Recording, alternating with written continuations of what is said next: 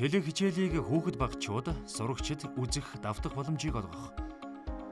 Теле хичээлийг хүүхэд багчууд сурагчид үзэх давтах боломжийг олгох, теле хичээлийн агуулгыг сурагчдад ойлгуулах, хичээл хийх орчин нөхцөлийг бүрдүүлэх хүрээнд эцэг эх, асран хамгаалагчдын оролцоог нэмэгдүүлж, тэдэнтэй хамтран ажиллаж, хичээлийн чанар үр дүнг нэмэгдүүлэх зорилгоор теле хичээлд эцэг эх бидний оролцоо захидлын уралдаан амжилттай зохион байгуулагдлаа.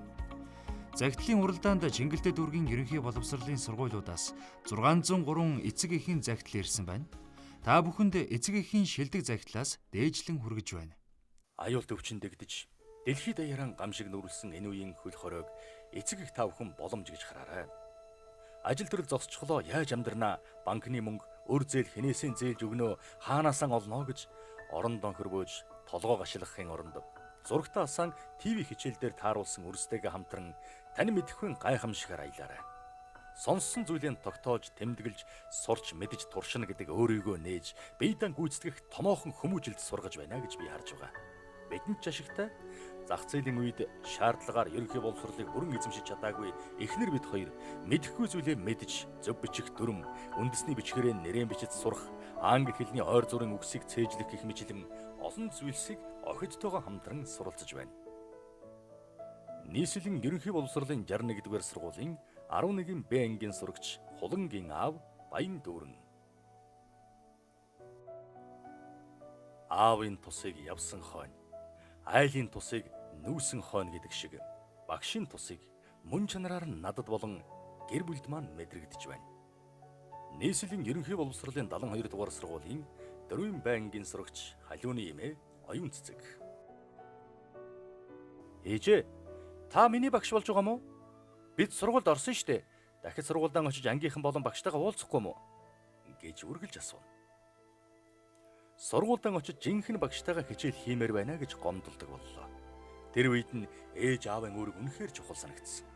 Хүүтэн хэлэх хүрд Монгол улсад нэг ч хүнээс коронавирус өвчин илрээгүй. Миний хүү санаа зовох хэрэггүй, удахгүй энэ өвчин алга болж сургуульдаа очиж ангийн багш найз нөхөдтэйгээ ангидаа хичээл хийнэ. Нийслэлийн ерөнхий боловсролын 139-р сургуулийн 1 Б ангийн сурагч Мөнхбаатар Эрхсийн ээж Бат цэцэг. Энэ үед сургуулийн насны хүүхэдтэй эцэг эхчүүдийн хувьд цахим хичээлийн чанар ярихаас урьдч хэрхэн цаг үетэйгээ хөл нийлж алхах тухай бодох нь зөв юм. Дан ганц сургууль боловсрол эзэмшүүлэх ёстой гэсэн хуучинсаг ойлголтоо орхих хэрэгтэй. Нийслэлийн 139-р сургуулийн 4 А ангийн сурагч Нандин Эрдэнийн ээж Мөнх Туяа. Телевизийн хичээлийг өр хүүхэдтэйгээ хамтран хийж байгаа олон эцэг эхчүүд багшийн ажлыг ойлгож хүндэлж байгаа баха. Нийслэлийн ерөнхий боловсролын 139-р сургуулийн 3 Б ангийн сурагч Өсгөрээдүгийн аав Маасанжив ээж Мөнх Заяа.